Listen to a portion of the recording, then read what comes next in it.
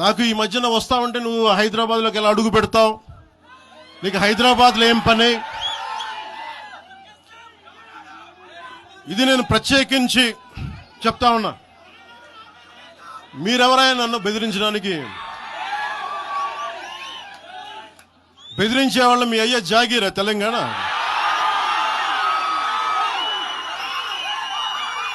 నా మీద దాడులు చేస్తా ఉన్నారు కదా.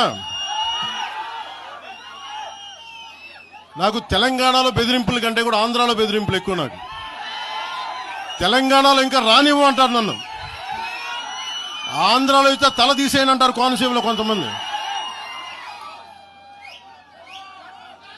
నేను ఓడిపోయినప్పుడు 2019లో ఓడిపోయినప్పుడు మన తెలంగాణ నాయకులు ఒకరే చెప్పారు, అన్నా మా తెలంగాణలో ఉంటే నీకు పరిస్థితి రానిచ్చేవాళ్ళం కాదని చెప్పి. నాకు నిజంగా